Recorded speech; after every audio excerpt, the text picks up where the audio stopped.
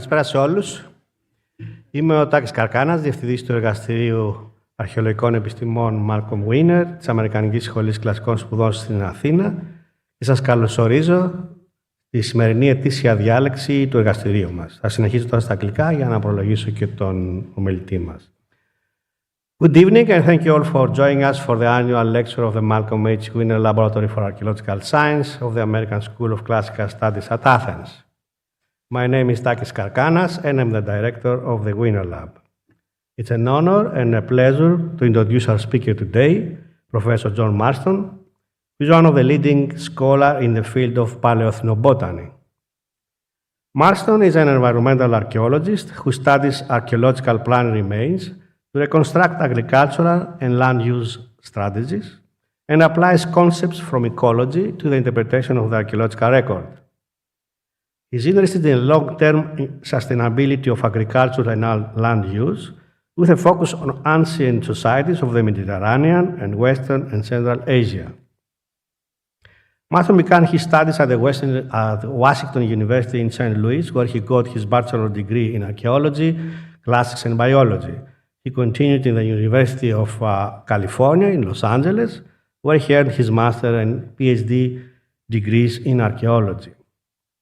He started working as a research assistant in the Museum of Archaeology and Anthropology at the University of Pennsylvania, and then in Brown University as postdoc fellow, and finally in Boston University, where he's currently professor of archaeology and anthropology and director of archaeology program.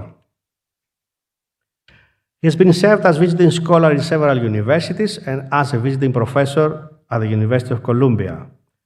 Currently, he serves as a member of the Wiener Lab Committee as part of the Managing Committee of the American School, and it goes without saying that how deeply grateful we are for his contribution and support of the Wiener Lab's mission. His current research projects include multi-proxy reconstruction of agriculture in Bronze and Iron Age urban centers in Turkey, Hellenistic, Roman, and early Islamic sites in Israel, and work in Central Asia in the Khorezm Ancient Agricultural Project in Uzbekistan, and more recently in the Ancient Agora of Athens in the excavation of the American School. I believe this is a fantastic collaboration which will add an important environmental dimension to the Agora excavation goals. Much of recent research has been funded by several funding bodies, such as the US National Funding Science Foundation, the US-Australia Fulbright Commission, the Social Science and Humanities Research Council of Canada, the American Research Institute in Turkey, the American Philosophical Society, and Boston University. Marston has published 2 books. The first, a monograph titled Agricultural Sustainability and Environmental Change at Ancient Gordion, and the second, a state-of-the-art, edited volume co-authored with Giddes and Wariner, Method and Theory in Paleoethnobotany.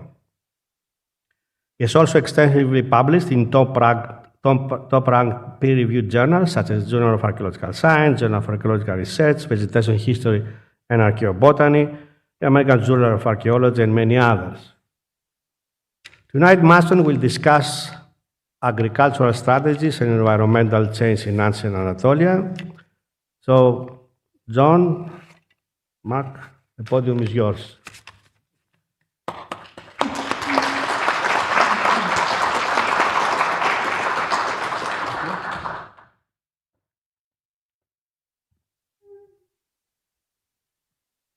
Well, hello, thank you. It's such a pleasure to be here.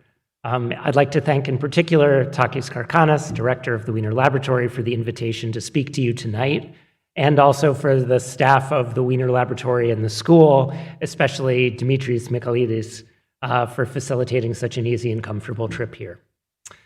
Now, my talk tonight departs a bit in both method and content from the lectures often delivered in this room, so I want to begin with some context for my research approach. Though my work is centered in the ancient Eastern Mediterranean, I'm an environmental archaeologist who studies the long-term reciprocal relationships between human communities and their natural environments. To do so, I focus my attention on the development of agricultural systems and their environmental implications within changing social and economic contexts. So why do I study agriculture? It's the primary way in which humans have shaped our planet. As studies such as this 2019 science paper have illustrated, the expansion of agricultural practices over the last 6,000 years has touched nearly every corner of our planet, making agriculture the primary driver of environmental change across the Holocene. But global studies such as this are necessarily broad brush approaches that shed very little light on the specific drivers of agricultural and environmental change in any one region or any one period. So my research aims not only to detail past agricultural systems at a variety of scales, but to focus on how and why they change to draw broader conclusions about the nature of agricultural decision-making. My approach unites multiple forms of evidence from both social science and ecological theory to produce integrated understandings of human environmental interactions. Specifically, I draw on forms of evidence from archaeology, including the study of plant and animal remains, as well as their isotopic composition, alongside paleo-environmental data and ancient texts. The theoretical perspectives I draw on in today's presentation come from political ecology, behavioral ecology, niche construction, and resilience thinking. We can then integrate these findings at the local, regional, and even continental scales. Thus, my research agenda sits at the intersection of three disciplines: the social sciences, especially anthropology, the natural sciences, in particular the environmental sciences, and the humanities, specifically those historically oriented. At this intersection, I integrate the methods, theory, and evidence of all these research traditions to lay out a convergent approach to the study of human environmental interactions in the past. Now, despite that broad theoretical and methodological scope, much of my work is deeply rooted in the ancient Eastern Mediterranean, Greece, Anatolia, and the Levant. Tonight, over the next 40 minutes or so, I'll present a trio of research studies from ancient Anatolia over the span of around 3,000 years in order to illustrate three approaches I use to study agricultural systems. I focus first on the deep analysis of agricultural practices at one ancient city, and then broaden scope to a regional study of the effects of empire on agriculture and environmental change from the Roman Empire through the medieval period, followed by a current expansion of this work to incorporate new methods for the spatial study of herding and farming. I conclude with the relevance of this work to conversations about the Anthropocene. In the local case study, I'll illustrate how I reconstruct agricultural strategies and illuminate why they were chosen. I then explore the environmental legacies of these practices and their impacts on agricultural decision-making in later periods. We then zoom out to the regional scale, where I focus on the most expansive political and economic forms, empires. I ask how imperial powers structure environments, and in turn consider how strategies adopted by farmers and herders during periods of empire might differ from those they would otherwise choose. Now, with that as background, let's turn to the setting for today's case studies: ancient Anatolia, modern Turkey. More specifically, central Anatolia. So why central Anatolia? This is a dry, semi-arid environment. It's a tough area for farmers, but it's home to early agricultural societies and expansive states. There's a long archaeological record of farming, good preservation and recovery of archaeological plant remains. It provides an excellent region in which to consider connections between climate and agriculture and empire and environment. This red line denotes the central Anatolian plateau, an uplifted geological plateau bounded by mountains on all sides. And as you can see in this summer image, it's quite dry in the summer, but winters are cold and wet. Note the difference between the snow-free Mediterranean and Aegean coasts versus the continental climate of central and northern Anatolia. There are two peak precipitation seasons in the central Anatolian region: winter snows and spring rains. The intensity and timing of these significantly affects plant growth and community composition. Summers are arid with nearly no precipitation. Slight fluctuations in the amount and timing of precipitation can have serious implications for agriculture in this region. And this is because rainfall in this environment is conditioned on elevation in what's termed an orographic relationship. At higher elevations, there's more rainfall. The plateau ranges from around 700 meters at its lowest, where we have dry steppe grasslands, to more than 2,000 meters in the mountains where dense forests persist. Our first case study focuses on the site of Gordion, a major urban site in central Anatolia. At Gordion, there was sporadic occupation through the Bronze Age, 2,000 years of continuous occupation, and a hiatus before medieval resettlement. I focus on two periods when Gordion was tied into large regional polities and agricultural systems changed. The Phrygian period, when Gordion was capital of the Phrygian kingdom, which came to an end with the Persian conquest of 546 BCE. And the Roman period, when it was a small rural node within a huge empire. These were the periods when the site reached peaks of population and agricultural intensification. Now, if you know something about the site, it's probably from its most famous inhabitant, the famed King Midas, who is a historically attested figure, or for its largest feature, the so-called Midas tumulus, a burial mound now known to date some 40 years prior to the death of Midas. It's probably the tomb that he built for his father Gordius. It is an entirely anthropogenic 53-meter-high earth mound containing an undisturbed burial chamber within that was famously excavated in the 1950s. But to our agricultural focus, what data do we have from Gordion to reconstruct agricultural strategies? Why were they chosen over other options? And what were the environmental legacies of those agricultural practices? By focusing at the scale of one ancient city, I can bring together multiple strands of evidence to reconstruct agricultural systems and the decision-making behind them, as well as their role in environmental change. So, what evidence do we use? Our primary data set here are archaeological plant remains, mainly seeds and wood, preserved by carbonization or incomplete combustion, which renders them inorganic and resistant to decomposition. We recover these plant remains from an archaeological site using the method of flotation. We begin with systematic sampling of well-dated archaeological deposits and take representative bags of sediment from each.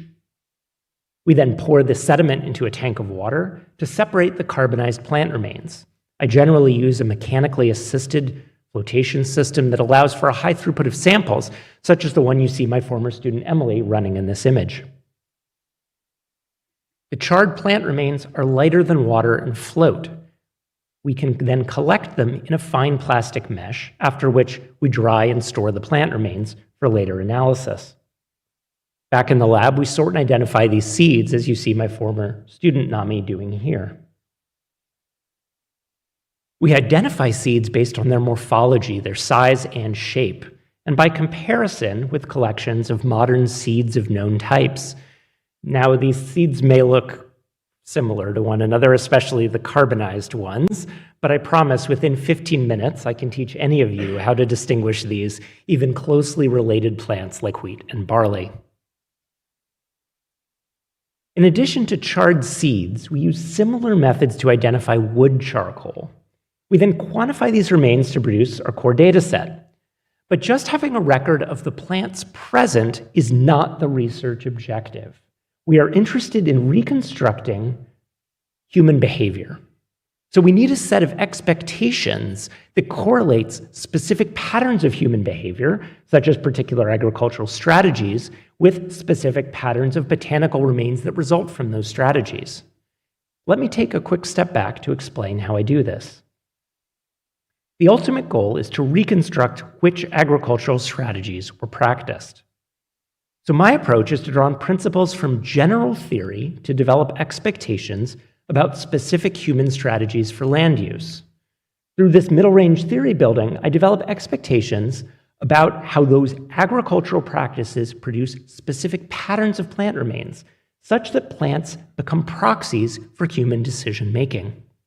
For example, today I'm going to present two specific metrics of botanical remains, or indices, that both use simple ratios.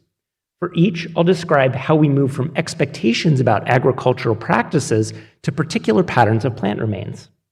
The two indices for risk management and agricultural intensification both draw on concepts and general models that come from the discipline of human behavioral ecology, but similar proxies can be generated from many other general theory frameworks.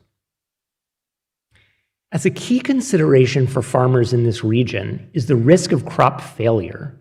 In prior work, I've assessed approaches to manage risk through diversification of agricultural and subsistence strategies. Diversification includes diversifying what is grown among crops, between plants and animals, and between domesticated and wild foods. Additionally, farmers can diversify where food is grown through techniques such as field dispersion and terracing, and when crops are grown over the year, such as through the farming of multiple crops with distinct growing seasons. Another set of strategies led to intensification, increasing crop yields per unit of land. So at Gordion, I developed metrics for agricultural risk, specifically the risk of crop failure due to drought, which is the major risk in this landscape, and for agricultural intensification, specifically looking at irrigation, which was the major strategy adopted here. These indices are based on the relative presence of certain seeds in the archaeobotanical assemblage. For risk management, we compare drought-tolerant barley to more sensitive wheat.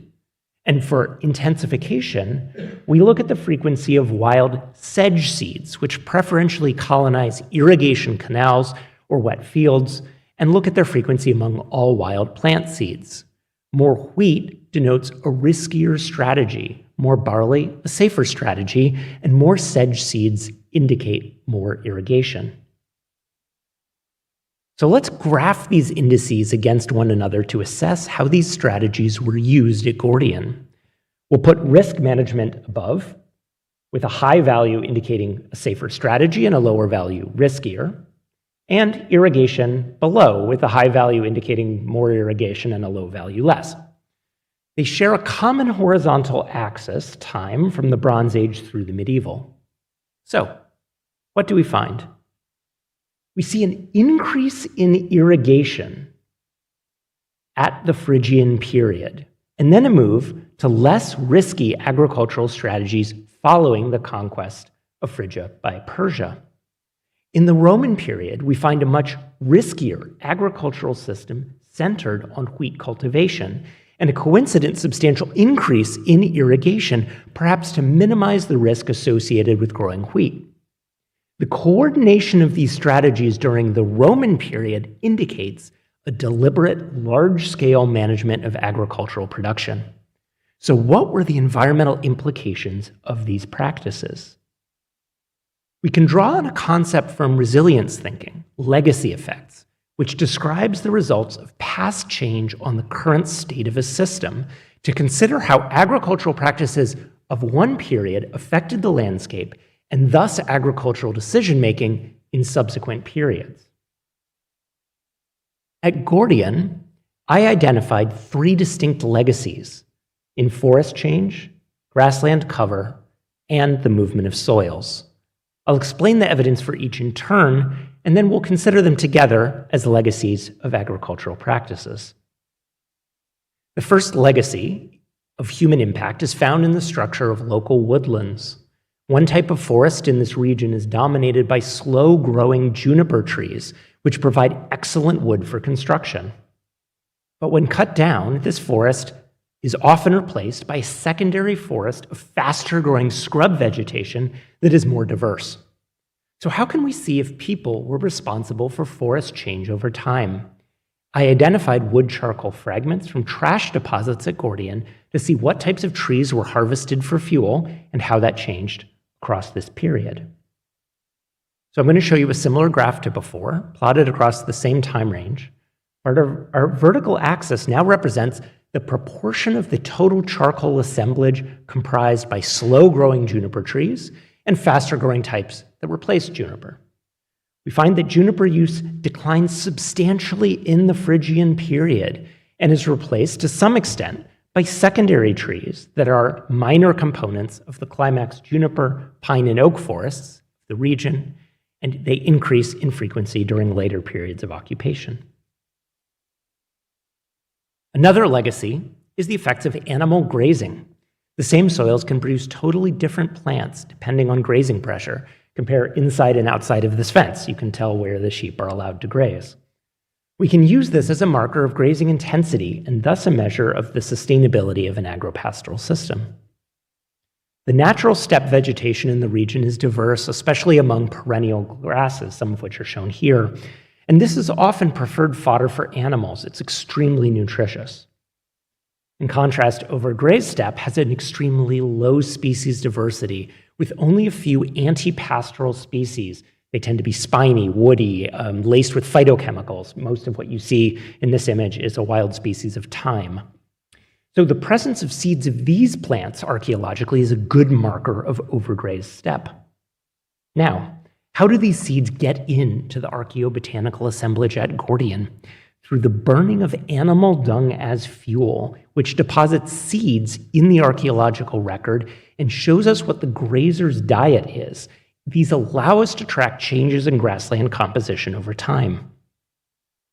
I developed an index of overgrazing that's based on a ratio comparing the number of seeds of species typical of healthy steppe grasslands to the number of seeds of plants that dominate in overgrazed landscapes. It's an indicator of forage quality. A high value is healthy and a low overgrazing. We find a significant drop into the Phrygian period, but a reduction to the lowest value in the entire archaeological record in the Roman period. Keep in mind, these are the two regional population peaks. So, which animals were responsible for this grazing? In collaboration with John Chakralar, the project's zooarchaeologist, we analyzed faunal material from the site and present our data merged with that from earlier analyses by bone count, or NISP, as a percent of the total assemblage by period.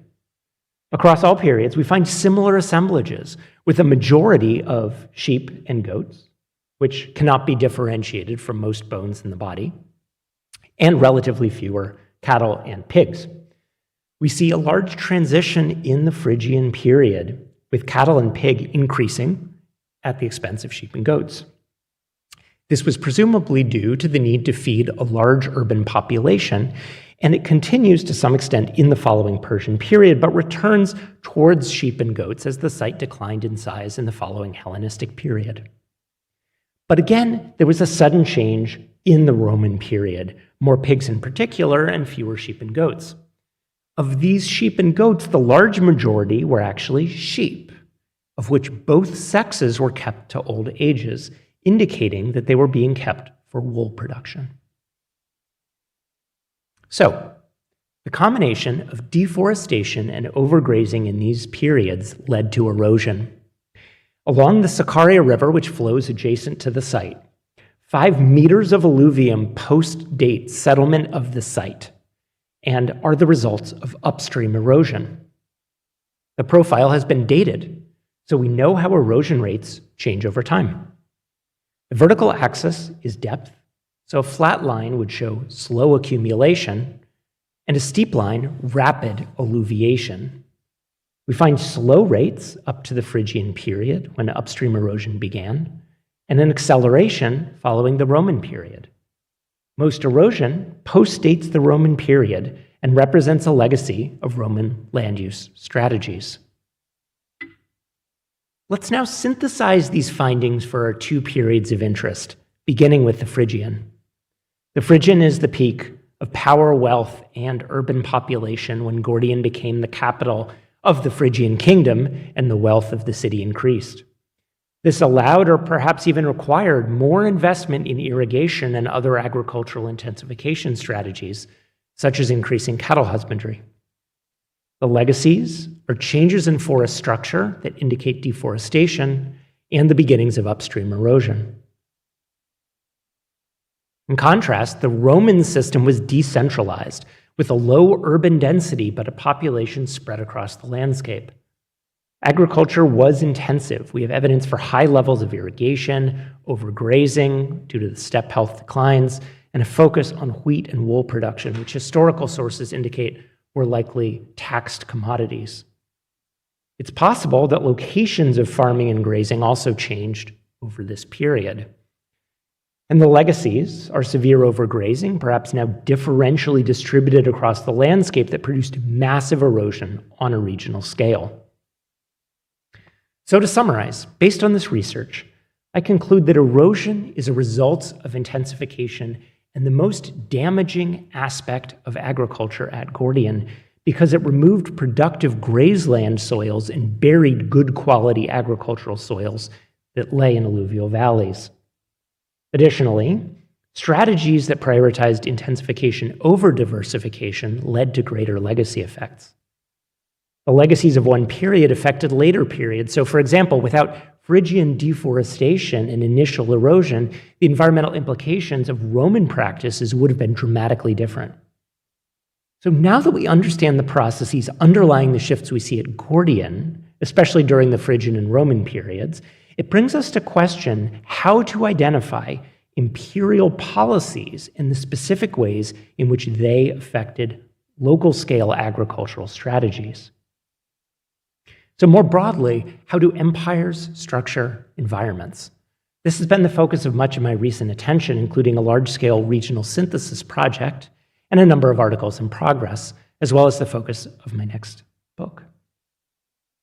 So today I want to explore with you at a regional scale the agricultural implications of three different imperial transitions: the Roman rule of Anatolia, for which Gordion actually provides a surprisingly good example, the growth and decline of the Byzantine Empire, and the arrival of Arab and Turkic Islamic polities to Anatolia. Working closely with collaborator Lorenzo Castellano of Brown University, we assembled a data set of all published archaeobotanical data from Anatolia, dividing them among the 8 physiographic regions of the country to look at the interplay between environment and time period. The sites with published archaeobotanical data sets are included here, color-coded by region and numbered within each. There are a total of 115 sites mapped here, totaling 145 chronologically distinguished quantitative data sets. We published this initial study and then focused on a particular set of imperial transitions between the Roman and Ottoman periods, roughly 1 to 1500 of the Common Era. Here are the sites with available evidence for that period. You can see it's many fewer, but still really quite a good number. And by focusing chronologically, we could also broaden the study to include published animal remains and pollen records for the period. Now, for those of you unfamiliar with this period in Anatolia, let me give you a quick sense of the political geography. At the beginning of the period, the Roman Empire controls the entirety of Anatolia, as does the Byzantine Empire at its foundation following the division of the Roman Empire in the 4th century. The control, however, is rapidly diminished by Arab raids beginning in the late 7th century, but the Byzantines expanded again during a period of growth in the later centuries of the first millennium, with the empire then becoming steadily smaller as Turkic Islamic states became established in eastern and central Anatolia, eventually leading to the foundation and expansion of the Ottoman Empire and the conquest of Constantinople in 1453. Portions of Anatolia went back and forth between Byzantine and Islamic control over the later first millennium and the medieval period, leading to periods of economic stability and growth, periods of disruption, and varying directionality in trade with areas west and east. So this provides us a perfect setting to explore the agricultural implications of changing systems of political economy. We divided our chronology for the data by period, but note that the chronologies used to date sites are mostly ceramic transitions, and so they don't exactly follow the geopolitical history of expansion and contraction. Keep in mind that aside from the Roman period, the so-called Byzantine periods all include fluctuating control of at least some portions of Anatolia. So despite terming these early, middle, and late Byzantine for the purposes of this presentation, areas of Anatolia are under Islamic rule during portions of each period. Okay, so let me walk you through some of our data. This is a lot, don't worry. Here, we're going to talk about cereals, so wheat, barley, rye, oat, millet. On the left side of this diagram, we provide both the period and the region for each site, and on the right, we note the total number of seeds as well as the total number of samples. The data bars you see here in yellow are percent proportions of the total count of all cereals at a given site in a given period. So, for example, the top bar is Roman Gordion. We have more wheat than barley. It's a roughly 60-40 ratio, as I mentioned earlier, and only, in addition, a little bit of millet. So what trends are evident in the data? Free threshing wheat and barley are the main cereals cultivated in every period, with only single outlying sites that focused on rye and spelt. In addition, there's a clear trend, however, towards an increase in the proportion of wheat in the Middle Byzantine compared to earlier periods. And in the late period, we see a regional split, with the Marmara region near Constantinople maintaining that emphasis on wheat, but eastern and central Anatolia instead emphasizing barley.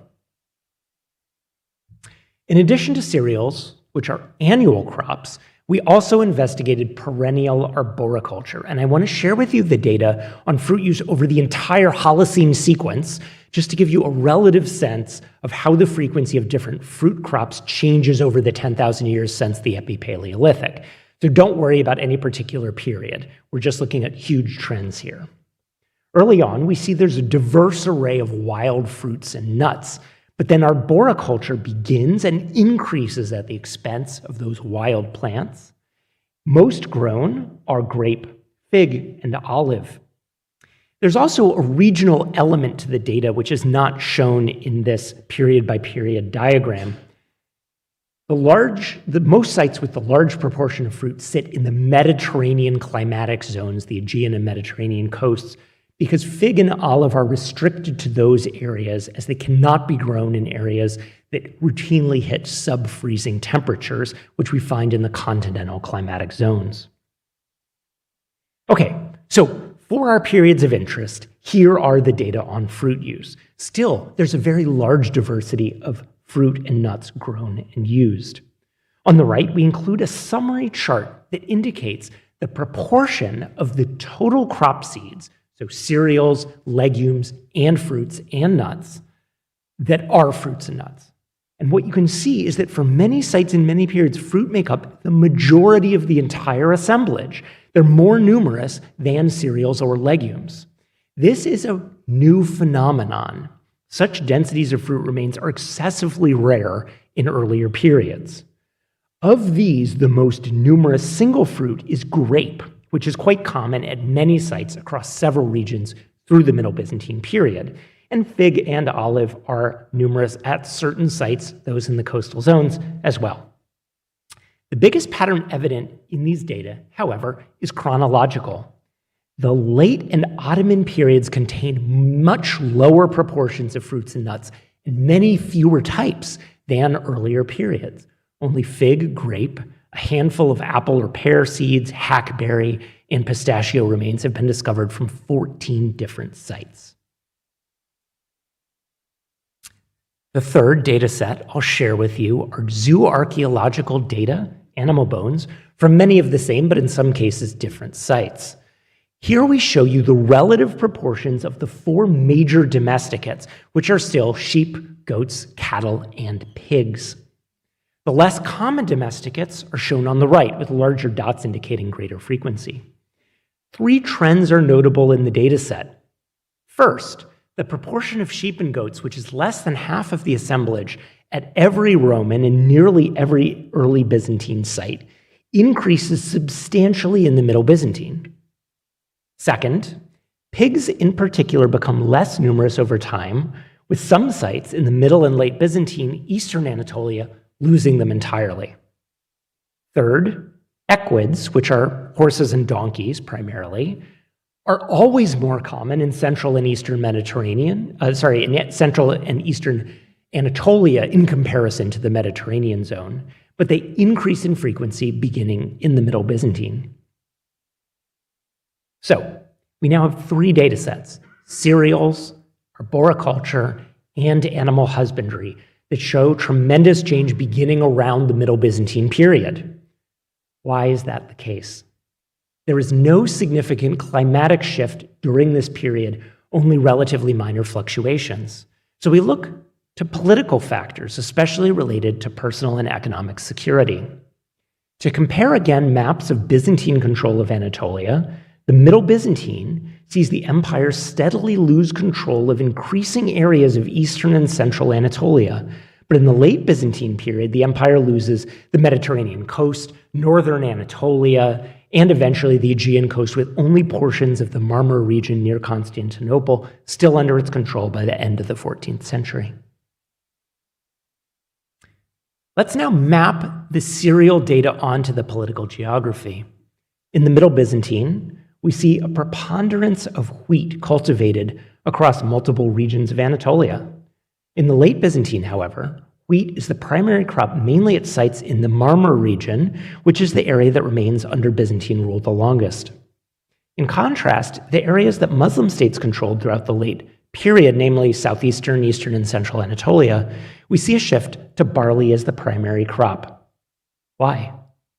We have historical evidence that documents the importance of wheat cultivation in both Roman and Byzantine tax systems that were in place in Anatolia. In part, this was due to the need to feed large urban populations, especially after the loss of Egypt, a major grain exporter, in 642 CE.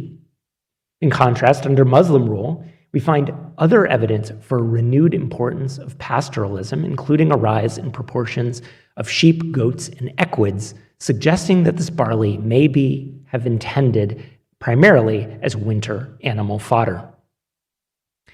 We see, however, a distinct pattern with arboriculture. In the Middle Byzantine, we find fig, grape, and olive cultivation at multiple sites, limited only by the usual geographic constraints. And except for the site of Gritala, which already was under Arab rule and has minimal evidence of fruit, all of these areas remained under Byzantine control for all, if not most, of the period. In contrast, in the late period, nearly no arboriculture was practiced, and we find a significant number of fruit remains only at the site of Amorium in the form of fig and grape, which the author suggests were actually likely imported dried fruit. Notably, even the Marmara region, the area that remained under Byzantine control the longest, has nearly no fruit cultivation. Why might this have been the case? The economic precarity of the Byzantine state during this period drove different priorities in taxation and agriculture, and also declining personal and economic security in light of the well-established presence of Muslim states in central and eastern Anatolia, which constantly sent out raids into Byzantine territory, likely played a role. In this context, planting vines and trees is a risky proposition, as they require years of investment before they pay an adequate return.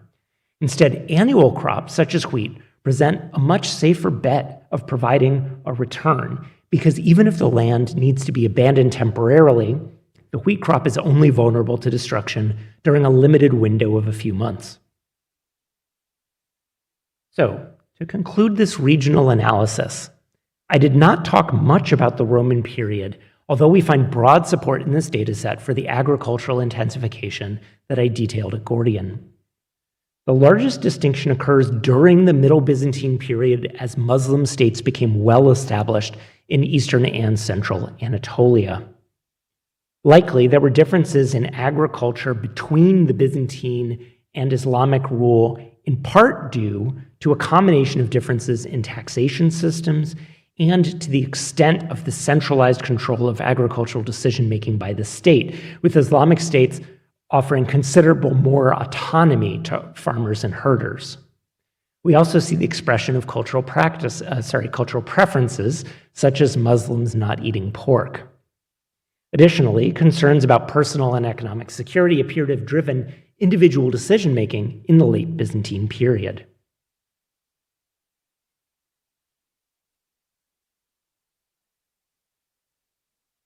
So in the third and final study, I want to share with you some of the ways in which I'm expanding on this research in current work. One critical set of questions about agricultural systems remains unanswered through traditional methods of environmental archaeology, such as those I've already drawn upon.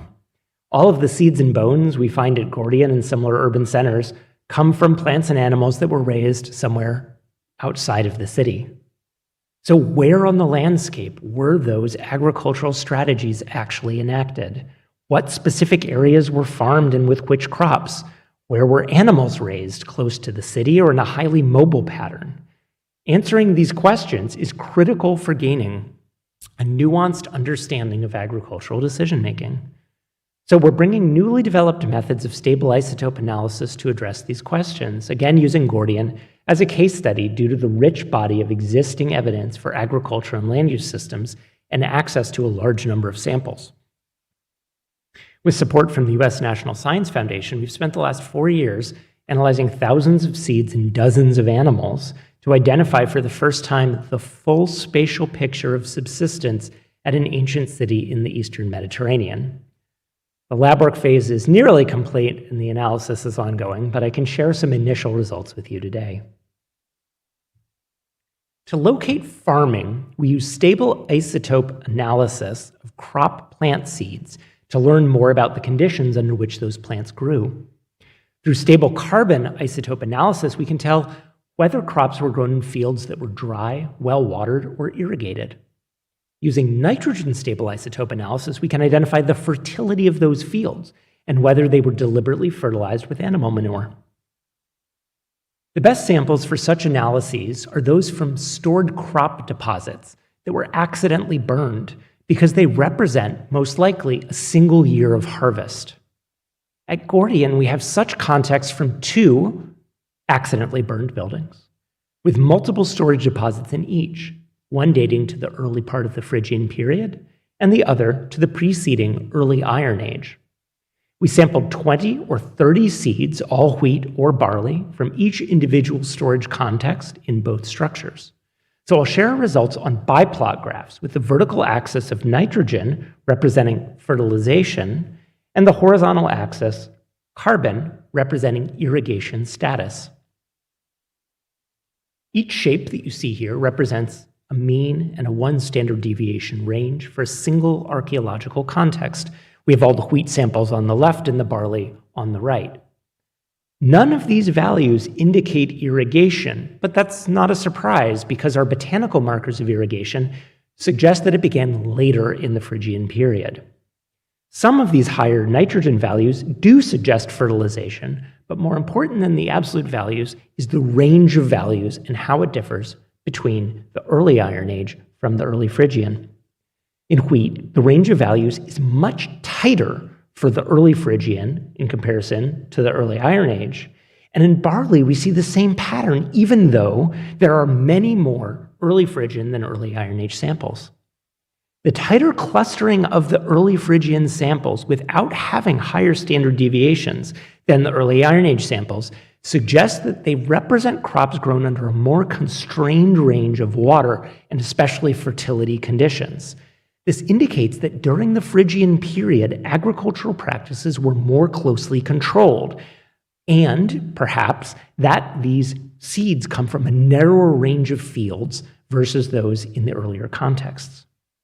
This has implications for agricultural risk, and it suggests the beginnings of deliberate state-sponsored intensification strategies. We can also use isotopes to look at pastoral mobility. We're especially interested in how this occurred during periods of natural climatic variation to see how changes in the reliability of farming and the availability of fodder influenced relationships between sedentary farmers and mobile herders in this region. We also aim to understand better how imperial management of agricultural economies influenced herder behavior. So where in the landscape of Gordion were animals moving? Were they raised in alluvial valleys close to the site, dry upland plateaus to the south, or on forested hill slopes further from the city? Animal teeth are an amazing resource for studying diet and mobility. Since sheep, goat, and cow teeth grow over about 12 months, if we take multiple samples up and down the tooth, we get the record of where the animal lived and moved over that time. We do this by drilling sequential lines of enamel off of the tooth. It's slow and careful work, such as you see our recent undergraduate researcher Phoebe doing in this image. We are analyzing 3 distinct isotopes from tooth enamel: carbon, which reflects plant diet; oxygen, which reflects rainfall and elevation; and strontium, a trace element that appears in different forms in different geological formations. Strontium is incorporated into teeth in place of calcium as they grow in the jaw, and as these 2 elements are chemically identical, and it's effectively a geological tracer of where an animal lived as the tooth was growing. We can then map this onto a landscape to find where animals moved, correlating the values from a tooth with a regional isotope map derived by sampling soils and plants across the landscape. So, on this topographic map of the Gordion region, we can map our strontium values from environmental samples analyzed thus far across the area. We find a significant regional difference with lower strontium values in the eastern hills, shown here in shades of blue, and higher values in the alluvial plains and the hills to the west, shown in red. Even the strontium values alone tell us a great deal about the life histories of these animals. For example, one goat, dating to the Phrygian period, likely lived in the alluvial valleys during the roughly year of life recorded by the tooth. 2 other goats and 2 sheep lived in the hills east of the site, roughly in these areas. 2 pigs, surprisingly, show strontium values from outside the entire Gordion region, showing they were brought to Gordion from a great distance. Once we have the full isotope data set from this region in all animals within the next 4 months or so, we'll synthesize these data together and next tie them in with other farming and land use data to reconstruct how the spatial extent of agricultural strategies changed over time. We'll be giving a paper at the ASOR conference in November where we'll present the data on the cattle from this study. So to conclude, I build on these observations to help situate conversations about the present and the future of global agricultural systems. Numerous studies over the past decade demonstrate the extent of impacts humans have had on the planet since the origination of agriculture.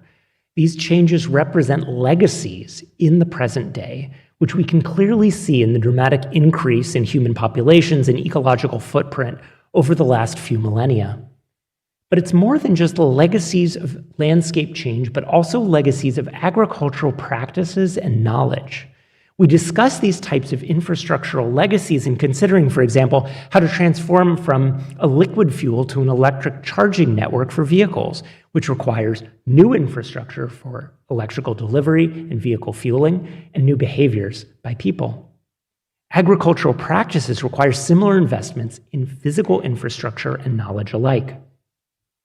So considering, as some scholars do, not only past land use, but the ecological, material, and cultural legacies of agricultural practices is important in considering how the ancient past is integrally connected with landscapes and behaviors of the present. Traditional ecological knowledge provides a bridge between past and present practices and provides a particularly strong starting point for considering how resilient agroecosystems developed across generations of niche construction and human practice can lead to more successful outcomes than those externally imposed by imperial powers. So, what might such a system look like? We can turn to teams of botanists, agronomists, archaeologists, historians, and ecologists working together to highlight resilient agricultural practices with cultural resonance in different areas of the world, past and present. In recent work, Alex McAlvey and colleagues highlight maslins, mixtures of crops planted together that form resilient, adaptive agroecosystems that are at much less risk of drought and disease than monoculture fields.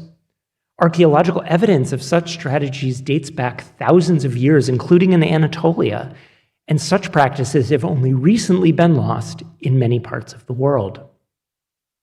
Through understanding how such strategies operated in both recent history and the deep past, we have the potential to develop locally managed agricultural economies that draw on positive aspects of inherited legacies to enhance agricultural resilience in one step towards a more positive future for the Anthropocene.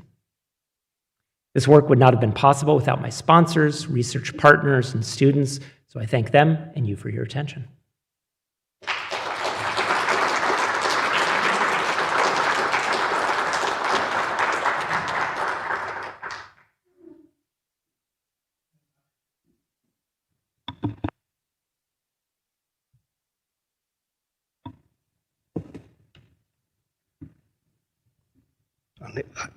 Okay. It was a great holistic presentation related to the agricultural practice and systems and their actually connection to the environmental changes. So, do you have any questions from the audience?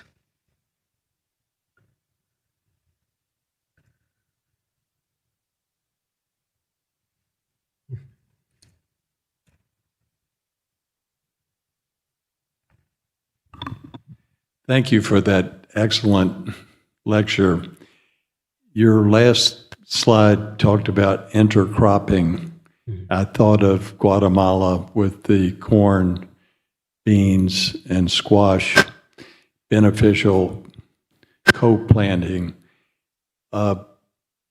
Did you discern in this wide sweeping data set moments where these indigenously wise practices were allowed to flourish, and then when the intensification sort of brought them to a halt, sort of pivot points? Yeah, thank you for the question. So we have multiple ways that we can get at some of those more complex questions through the archaeological record. In some cases, we do see a decline in the use of legumes, which are nitrogen fixing and often beneficial co-planting or alternating planting with more extractive, nitrogen extractive plants like cereals. Your example of maize and beans, the example here, the analog here would be wheat and barley on the one hand versus lentils or a bitter vetch, which doesn't sound delicious, but people ate it a lot in the ancient world as the counterpart. We certainly have evidence that both of these crops, both sets of crops, cereals and legumes, are being planted throughout the sequence. It does seem that during the periods of agricultural intensification, the Roman period in particular, there is a, shall we say, a trade-off towards more intensive cropping of wheat. Of course, we don't get a granular year-by-year data set, but there are other places where we do have records that do give us that form of evidence. And the best examples of evidence for that come not, unfortunately, from Anatolia, but from Egypt, where we have papyrological records that tell us quite a bit about the functioning of the Hellenistic period economies and about land use strategies and rotation strategies. And there's clear documentary evidence that people are aware of fallowing and of multiple season cropping with legumes as a way to replenish soil quality. They're also sensitive from the documents to planting the more hardy crops in the worst land. So they'll reserve their best fields for their most fragile, tender crops, and they'll plant things like barley that are really tough in these more peripheral regions. So it's not unreasonable to understand that this were probably part of common practices across the first millennium BCE into areas like Anatolia. So we can reasonably imagine the same practices, even though we have no particular evidence for it. Thank you for the question.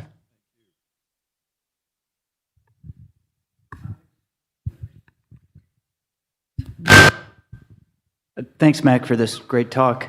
I've two questions about omissions that I noticed, or absences, rather. In one of the early maps you showed about the kind of regional scale analysis that you were doing, there were a lot of sites that were excluded. And I'm wondering if they were excluded because these were excavations that weren't collecting relevant data, or because you couldn't get access to those data, permissions-wise, or because they're outliers some way, or all of the above? Yeah, you were referring to this particular graph, not the map before it? I think the one before had several X'd out Yes. ones. Yes, Yeah, the X'd out ones, sure. I'd love to tell you about the X'd out ones. Okay, so this represents, at the time when we published this, so this article is from 2021, so the data are 5 years old. But at the time when we published it, this was all of the published quantitative archaeobotanical data sets that we were aware of. The problem is that when you get to earlier scholarship, and by earlier, in some cases, I literally mean the 19th century. There is a report from the 1880s from Troy that publishes archaeobotanical data, which is truly amazing. But some of the earlier data sets are non-quantitative. They say, we found wheat, barley, and lentils. Great. That's a start. So we restricted it to data sets where we actually had specific numbers from those periods. Some sites were rejected due to chronology. They don't differentiate the phasing that we need sufficiently well, so we can't tell what crops are associated with which periods. But primarily, it's due to the non-quantitative data sets. Gotcha. Thanks. There are other sites that have been excavated from which there are no seeds that are not shown on this map. Thank you. The other absence I was wondering about was on the big diachronic graph that you showed about tree species, tree crops. Yeah. And I noticed in the Middle Bronze Age, there are no olives. What's the deal with that? Why have they abandoned the olive in the Middle Bronze Age? It was a striking omission. That must be a hole in the data. Okay. Yes, there just simply are no sites that have published archaeobotanical remains from the Mediterranean zone where olive can be grown during that particular phase that are in the data set. Okay. Yeah. Thanks. I am certain they didn't stop growing olives on the Mediterranean coast. Thanks, Mac. Yeah, thanks for noticing that. I think there was a question down here.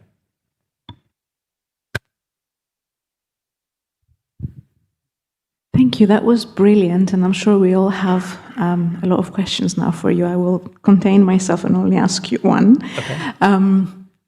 I would want to believe that the local farmers exhibited some sort of resistance within this changeover of cultivations. And I'm wondering if within the smaller regional scale of your work, you have been able to sort of refine the time of the changeover, and with that come to any sort of conclusions about local micropolitics differences between the region you're studying. Thank you. Yeah, thanks. That's a great question. I'll speak to one particular example of that, which is in the, I'll put a couple arrows on here, which is in the thinking about agricultural risk and intensification. So the particular moment at Gordion of the Persian conquest is archaeologically highly visible. There's burning, there's destruction, there's quite a lot of deposits we can date very specifically actually to within a 2 or 3 year period. And what we find is that in the post-Phrygian period, which is specifically like this dot here, right? So this is the Persian period. We find that there's a transition towards this much more barley-forward, low-risk agricultural system. My reading of this is a sort of a release of the authority of the Persian ruler was less than the authority of the Phrygian ruler, and the focus on extraction might have been lower. Because what's interesting is the city, there's destructions in some elite houses. They build huge siege walls. It's a really major military action, and yet the population of the city possibly even increases in the Persian period. So we see a continued importance of this center, but it does seem that the weight of the governance on agricultural practices is much lower, and that farmers are able to exercise more autonomy. And I think we have the same thing in the transition from the Roman, Byzantine towards the Islamic polities in many of those sites where I detailed the evidence in the regional study. So I do think that there are some periods where the manifestation of political authority is much more flexibly negotiated at the individual level. And of course, in the historical periods, we do have documents that actually suggest that that might have been the case.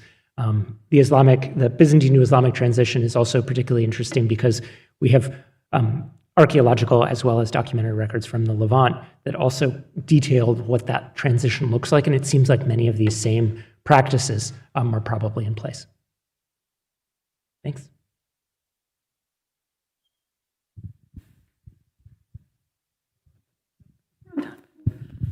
Oh yeah, thank you very much for this. Just one thing I missed in there was just a little, a small point. I think it was a Phrygian increase in cattle, and I think it was a Middle Phrygian, is it? Yeah. And I wondered how that maps onto, I couldn't remember how it mapped onto a baseline of other, of sheep and goat. And also you accounted for it by mentioning, I think, an increase in population. And I wondered what the correlate was and what the other cultural variables might be for this increase in cattle. Sure. No, it's a great question. And in particular, at first glance, the Phrygian and the Roman periods actually look pretty similar. More cattle, more pigs, less sheep and goats. But they really couldn't be more different when you actually start looking at the bones and when you start thinking about the setting. So in the Phrygian period, we have certainly a greater, so this is the first, I should mention, this is the first period of major expansion of the city. The city grows tenfold in physical scope, physical footprint. So there is certainly a much larger population living at the site during that period. And we have this concomitant increase in cattle and pigs. The theory is that this has to do with a need to feed a local, or that the pastoral specialists are changing their strategies to cater to this local population growth. But we have no specific necessary evidence that indicates something about the slaughtering patterns or so forth, because unfortunately, this particular period has been not well analyzed at a second deeper level zooarchaeologically. In contrast, the Roman period, we've done quite a bit of more work on those bones, and we actually know quite a bit about these animals. So, for example, that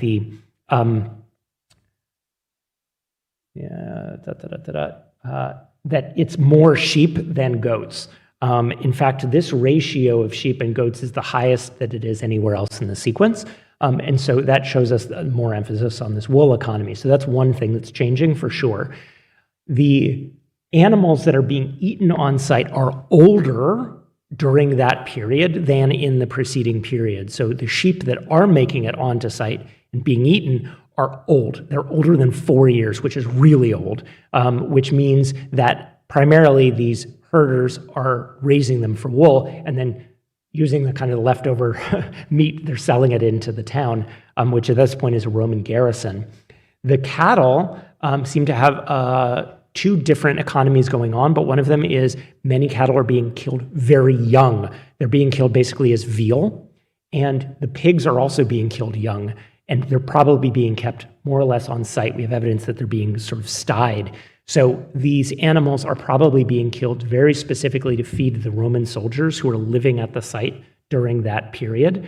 And it's a very different economy from these mobile pastoralists who are focusing on wool production and then trading in some old mutton into the site after the fact. We think that's a very different dynamic, much more specialized than what's going on in the Phrygian, but we need the correlative data set from the Phrygian, which we don't have in full yet. Thank you.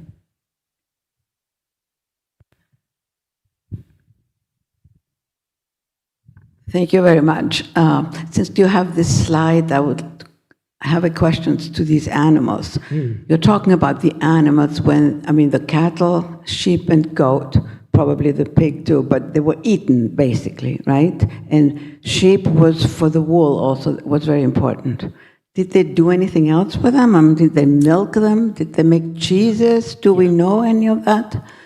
Because that you can only get from pots or vessels that you might identify as being for the milk or for cheese making. I don't know. I'm asking if there's other kind of food that we can identify through the archaeological evidence.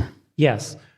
So we do not have any residue studies of ceramic vessels that would indicate milk production, but that type of work has been done increasingly as proteomic methods have gotten much more robust in recent years.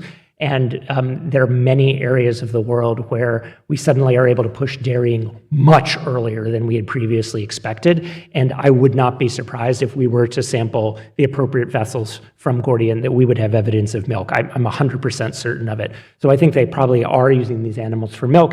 And most likely in the earlier periods, this generalized system is kind of a combined milk-meat economy, maybe with with additionally wool. I mean, we have wool and textiles preserved from the Phrygian period. The other secondary use of animals that we certainly have evidence for archaeologically is that cattle were used for labor. And we have evidence of this because it causes deformities to certain bones in the ankle. And there's a paper actually that was published 2 months ago that has data on this. And it actually shows something else interesting, which is that the animals that have evidence for these so-called traction pathologies, these were draft animals. These animals have a different isotopic basis, so those animals were eating different foods than the cattle that were not involved in traction. So the diets of those animals even differed. So we know it was a rather sophisticated system, and it goes back at least to the Phrygian period. Actually, the Late Bronze Age, even to the Hittite period, we have evidence for some of these animals.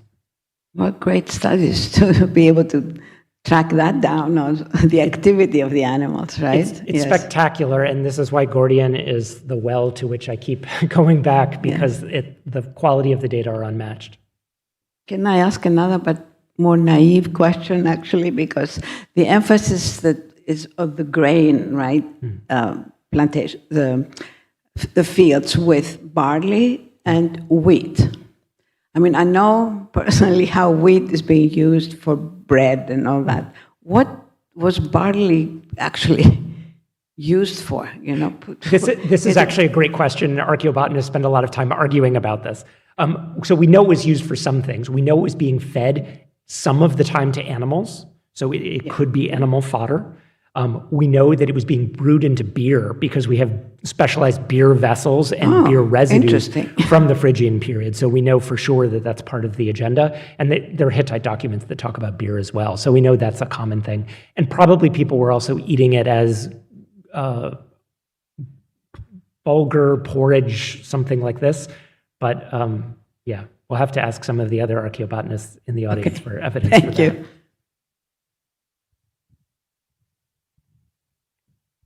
Thank you for this very interesting presentation. I have a question about the later periods, Islamic, Ottoman. Do you have any evidence for the impact of Little Ice Age? It's a good question. Well, we don't have that period represented in the Gordian sequence. That's part of the hiatus. So that's interesting. And when we go to the big data set, find one that's representative here.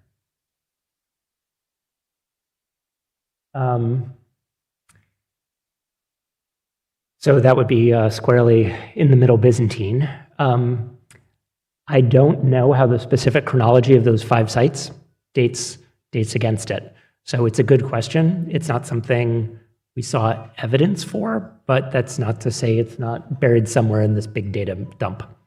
Yeah. It's very interesting to discuss it maybe in a broader region, because from the data from Cyprus, I don't think that it had a big impact, the so-called Little Ice Age. So it will be very interesting to have more data also from Anatolia. Yeah, that'd be great. Thanks.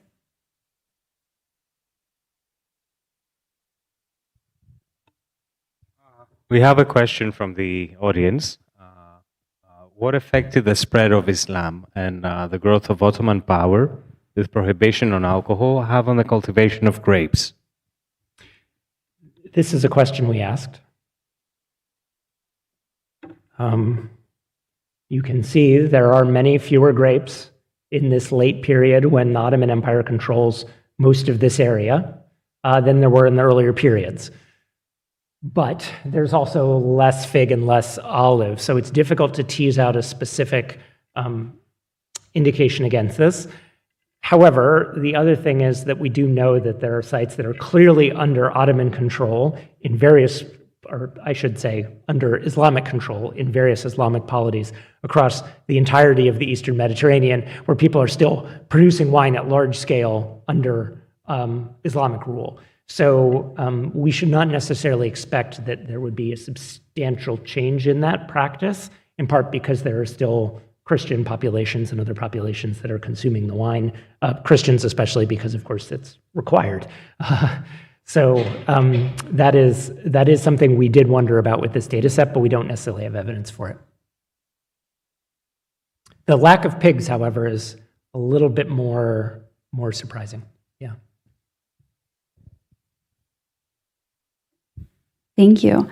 I noticed the inclusion of shipwreck sites in Yes. some of your tables, and I'm really curious about how that factors into your analysis. Yeah, well, the shipwrecks are real outliers. So take this Yasiada, I mean, it's 80-90% grapes, right? So it's really unusual. And then these three Middle Byzantine shipwrecks also have high proportions of grape. They also have a very high diversity of different plants, or different fruits, I should say, and they also have a massive over quantity of fruits.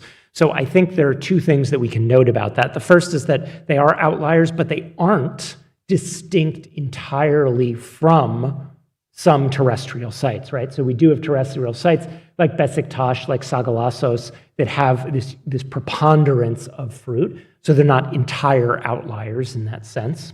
The second is that the quality of preservation for a waterlogged context, we would expect to find better preservation of various botanical types. And the absence of cereals and legumes indicates that those were not really part of the cargoes, which makes a lot of sense because they're going to be transporting high value goods that might include, I mean, a lot of these are probably coming from wine, as well as possibly dried fruits that are being brought as rations on the voyage.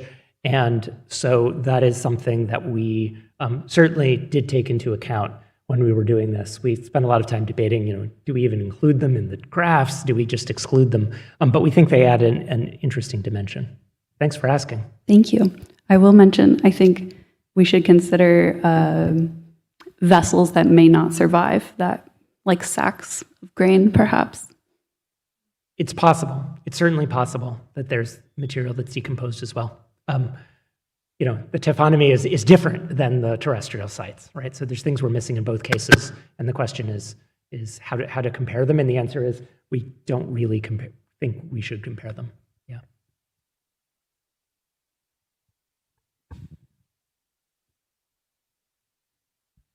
Okay, I will have probably the privilege to ask the last question Please. related to the study of Gordion. To what extent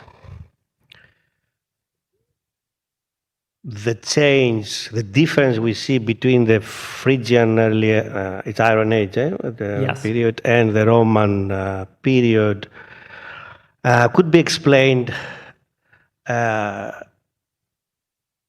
by climatic changes? Do you have any indication of the local, let's say, climatic changes in this particular area? Because, okay, probably there are differences globally, but it's another thing.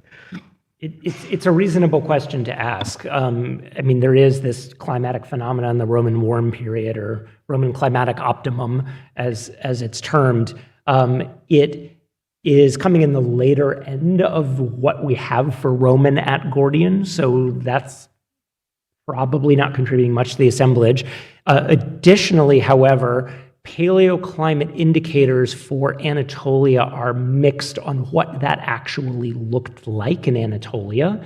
The paleoclimatic records we have, unfortunately, none of them are from the area right around Gordion. And so, actually, I think I have these on a chart that I can show you. We have pollen cores, which are these red dots. And you can see they nicely bracket Gordion, but they surround Gordion, right? We have nothing from central Anatolia because it's not wet enough to maintain a good pollen record. It's unclear what that period actually looked like climatically here. The one period we do have evidence that there is clearly a major climatic shift that is represented in the Gordian archaeological record is the late Bronze Age and the period of Hittite collapse. And we actually have records from Gordion, tree ring records, that are exceptionally clear as to the scale of drought that occurred during that period. For the later periods, however, the data are more equivocal. All right? From the audience online. Thank you for the superb synoptic presentation. Do your studies also analyze factors such as ownership or control of agricultural space to perhaps differentiate between private and civic or state ownership, and hence differences in production strategies and goals?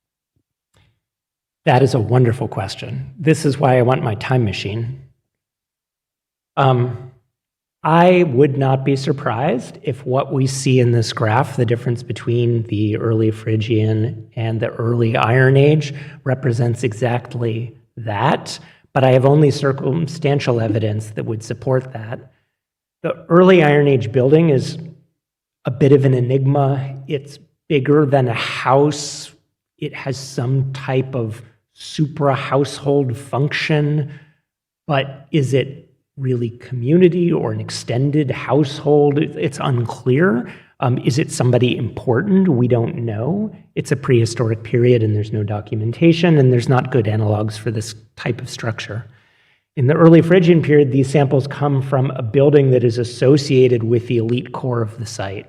So we know that this is crops produced for the elite or co-opted by the elite, but maybe they were produced on royal land, hypothetically. We see it with this tighter range of values that suggests maybe it's fewer fields. And if that's the case, maybe that's actually what we're seeing. Maybe we see royal land versus individual smallholding farming. But I have no evidence that can actually tease that apart. So I'd love to know. Unfortunately, this is the data we have. Okay, so I think we have to thank our Mac Thank you. for this perfect lecture.